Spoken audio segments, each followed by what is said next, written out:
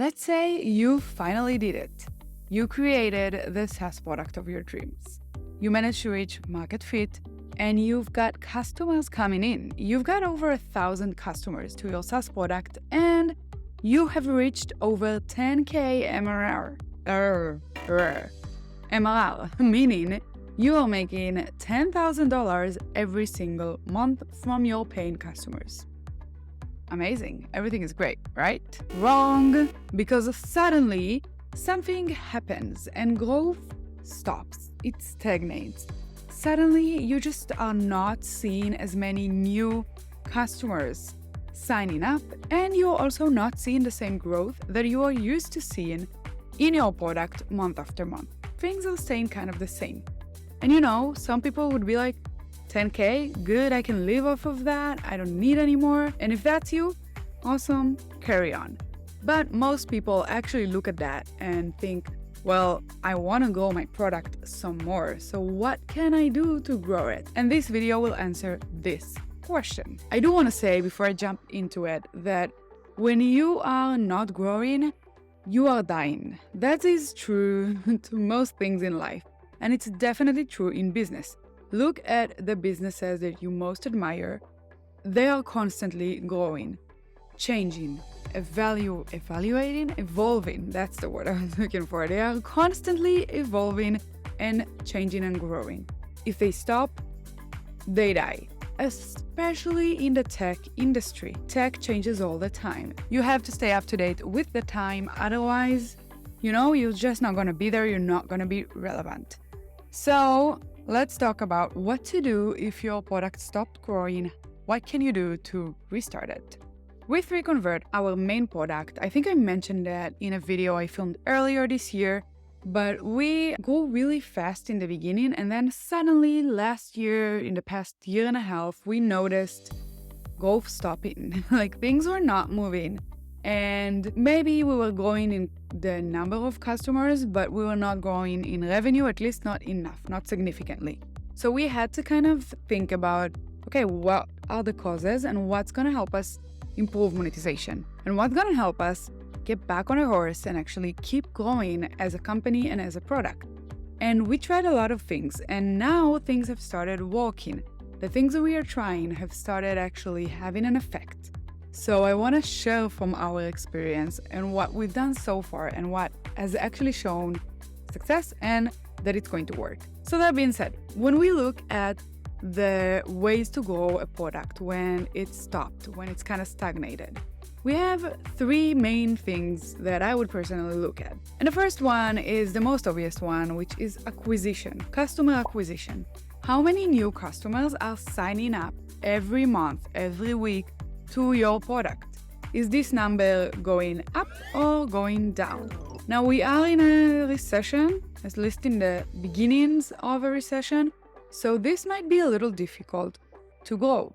This might be a little difficult to work on. If you are seeing that the trend in the market in general is downwards, then this is a sign that maybe it's not about your product, and these are just difficult times to kind of hold on strong and, get through successfully. In the beginning, acquisition is the most important thing. This is the one thing you have to take care of, because if you don't acquire new customers, no one is going to pay, no one's going to use the product, give you feedback on it. You don't have a business without customers, basically. So what do you do if the number of new customers monthly is going down rather than up, or maybe even staying the same? What you want to do is, first of all, try to figure out, where are you compared to your potential audience? Have you reached all the customers that you could reach? Usually that doesn't really happen. But if you have, then maybe it's time to look for other markets and other audiences and niches that you can market to and turn into customers. If you haven't, think about what can you do to tap new customers within the market. What can you do to actually get customers that have not heard of you, or using a competitor, or maybe use nothing, to really start using you and hear about you. And this goes into marketing and building the product in a way where the features that you build help you market your product. There's a lot to say here, so I'm not gonna spend too much time on this, but we do have videos talking about marketing, low budget marketing, and how to get your product out there to get people to hear about it. I am going to do a full-on video about acquisition pretty soon, so stay tuned if you want to see that, because acquisition is such a wide topic that there's a lot to say here, and I don't want to half-ass it. I want to talk about it a little more in depth. Because with acquisition, you have the full funnel, and each step of the funnel of customer acquisition has its own optimizations and things to look at. So there is a lot to do here. You need to think about, okay, how many visits do I have to my landing pages every month? Can I grow this number? How can I grow this number? It can be paid, it can be organic, there's a lot of ways. Now, from the people who have reached my landing page, how many are converting? Is it a good number or a low number? If the number is low, what can I do to improve it, to improve my conversion rate on my landing pages? And then lastly is from the people who converted on the landing page, how many actually end up giving me the credit card, approving payment, whatever it is, becoming a paying customer, actually finishing onboarding, becoming a paying customer, and not just like clicking the button, maybe signing up, and then very quickly deciding this is not for them and abandoning, which is also something that happens a lot. So like I said, a lot to talk about here. I'm going to do a full-on video about the topic of acquisition. Stay tuned. Let me make a quick stop and just remind you that the subscribe button, it's completely free. And you should definitely hit it, because then you will see every next video that we post, and they're all useful like this one, so why wouldn't you? See you in the next video. The next thing to look at if you're not growing is obviously monetization. Monetization has a lot of faces and angles and ways to look at it, but we're gonna look at ARPU, average revenue per user. These long initials, I have difficulties with them all the time, but yeah. It's average revenue per user, and we are going to look at the monthly recurring revenue per user. So in simple, lamest word, how much does a customer pay you monthly by average? That's it. So the real magic of SaaS is the recurring revenue. Like, that's the thing that makes SaaS such a lucrative and, I'm not gonna say easy, but relatively easy business model compared to other things like e-commerce, where you have to fight for every customer and then for every customer to return. With SaaS, they are signing up to be returning customers. That's amazing. And I think people who've only done SaaS don't always appreciate how amazing it is that your customers are signing up to be forever customers. It doesn't mean that they're gonna stay forever. They might stay like for a year or a few months. But that is still really a great commitment for the customer to make from day one. So one of your best ways to actually grow your revenue is to look at how much customers are paying monthly by average. Are they paying $5? Could they be paying more? Could different tiers of customers be paying more? For example, if you are a B2B SaaS, then do you have any enterprise customers who can pay so much more than they already are if you just upsell them on maybe advanced support or advanced features that only they need, the smaller customers do not? A lot of the time, these enterprise clients not only are willing to pay more, they kind of want to pay more, because then they feel like they're getting a premium product. Is it a little stupid? Yeah, but I guess that's how the human psyche works. We like expensive stuff when we can afford them, because it makes us feel like we are worth more and we get a better product. And this is also true for business, funny enough. If you are in a B2C kind of space, maybe you can't charge a lot. You know, customers, consumers are not necessarily willing to pay hundreds of dollars for a product. But that's fine. How are you monetizing currently? Are you only doing ads? Because if you are, you can offer an ad-free account for a monthly rate. Extra features you can add that would cost even $2 more a month? Amazing, let's try to do it. There's a lot you can do with pricing, and again, this is a very large topic, but the point is you want to optimize your pricing. No matter how good you think your pricing is, there is room to improve it. And we've experienced that in the flesh recently. We've been doing a lot of A/B tests on our pricing in the recent few months. And it has been the biggest game changer as far as the revenue of the app. Taking your current customers, and instead of thinking, how do I constantly get new customers through the door? How do I grow? Because Number of customers is sometimes a vanity metric. It can very easily become a metric based on vanity because you want more customers through the door. I get it. I totally do. But if you, instead of trying to think about reaching new markets, reaching new customers, look into your existing customers and think, okay, what can I do to improve monetization of them, to make them pay a little bit more every month? You will find gold, basically. A lot of them can and are willing to pay more if the offer is good enough. Just throwing it out there, some things you can test out if this is something you're looking to improve.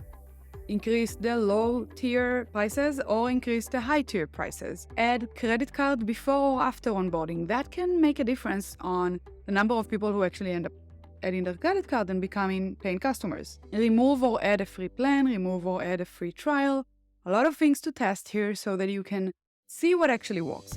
See how are your customers reacting to these pricing changes, which is why you need to make them small and incremental. And according to their reaction, you can decide, okay, do I keep this change? Do I not? And is this helping me monetize more? The third point to look at is customer retention. That makes sense, right? As I said, the magic of SaaS is recurring revenue. Recurring revenue can only exist when you have returning customers. And in SaaS, that means not deleting their account, to continue using your product. So when you think about it, being a recurring customer in SaaS is a passive action rather than an active one. You need to not cancel your account, not remove your credit card. As long as you don't do that, you will be charged. Unless you are charging according to usage, and then if they don't use, they don't get charged. That's a different story. But whatever or not you're charging according to usage, customers who use the product end up staying more. That makes sense, right? They're seeing the benefit from the product. Why would they end up deleting it or deleting their account? There's no reason. On the other hand, if they kind of forgot about it and 3 months later, they're like, oh, damn, I have this product that I've been paying for. They see it in their credit card. Why? I don't need that. And then they end up deleting. Even if they don't ask for a refund after this time, they still end up churning. They're not your customers anymore. And that's not what you want. You want to actually improve retention and get customers hooked to your product and love using it. And honestly, I kind of think this is the most challenging part because look at your own life today. You have so many tools you're using in your business, in your life, private life, so many tools and such an abundance of options. And, I think most people have shiny object syndrome where you're like, ooh, this is a new tool. They use AI. I want to try this one. And then you are not the shiny object anymore and they're going to churn. So how do you fight that? How do you get them to stay with you? I would look at a few things. First, I would look at the benefit that you are giving them. Are they getting the benefit that they should from the product? Are you solving the problem that they are looking to solve while using the product? For example, are you creating extra revenue or saving them money? Do you have a positive ROI for them if they're a business? Are you saving them time and headache? Automating parts in their life or their business that they need automated? Is your product solving the problem in the way that the customer wants it to?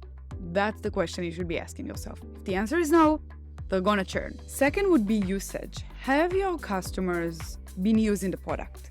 Like when you are looking statistically at the majority of the customers, are they using everything that the product is capable of doing? Or not at all, or maybe somewhere in between where they're kind of using it, but it's not something that they're using the full features of. You want to get them to use as much of the product as possible.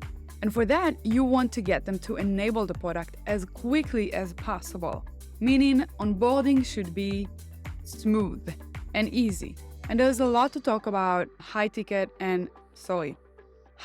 versus low touch product, and onboarding would look different in both cases, and we can talk about that. I'll probably do another video about that too. But either way, you want onboarding to be a smooth process where they start and finish, ideally on the same day, and they get to do everything that they need to do with your product to get started within the first day of of signing up. I'm talking about installing because in Shopify you install an app, and that's the jargon that we use in the niche. But whatever it is, installing your app, signing up to your product, You want them to be able to use it as fast as possible. We'll move forward to the last point, which is stickiness. Is your product sticky? Now that has a few interpretations, but the main question I would ask is, how easy is it to remove your product from their life? For example, are you a logistics management SaaS? If you are, this is a product that would be very difficult to replace for a company. It would require them to completely change their logistics operations. No one wants to do that. So that's good, that's sticky, right? Another example is shipping. We have a shipping app on Shopify. It's called Shipping Tags. It's called Shopify now. And this is a very low-touch product for us. We hardly do anything there, but we still get revenue even though we haven't launched a new feature in over a year, because it's a sticky product. It's a product that once you set up, if it works for you, you're not likely to want to go through the headache of replacing it. On the other hand, Reconvert, while I do love it, amazing product if I do say so myself, is not very sticky. It generates revenue, but if tomorrow my customer wanted to try out one of my competitors, it would be very easy for them to turn Reconvert off and turn the other competitor on, test it out, and then they can just switch between them and decide. That's not a very sticky product. So we need to figure out creative ways to make our product more sticky. And again, there are different ways to do that. If you look at things like Duolingo, for example, which is a gamified language learning app, in case any of you have never heard of it. What they do is they use gamification to create the stickiness of the product. I have a friend who is learning Spanish now, and she is full on, I don't know how many days of a streak she has, but she has a nice streak. And she will not stop because she does not want to get off the podium. I think she's 5th place or something like that in the users podium. And this kind of competition between her and other people makes this product very sticky for her. She wants the rewards. They don't give her anything other than just good job. But she enjoys them. So you can think about creative ways to make your product more sticky than it might be right off the box and automatically. So these are the main things I would look at if I was going to restart my revenue. Actually, these are the main things I looked at when I needed to restart my growth for Reconvert. And things have been working. Some things are still left to be determined in testing, and I will gladly give an update when I have more information about what's working and what's not working. Let me know in the comments below if you have any questions and if there is any other topic that you would like us to talk about in the next videos. If you want to see a little bit more, this is what YouTube thinks you should watch.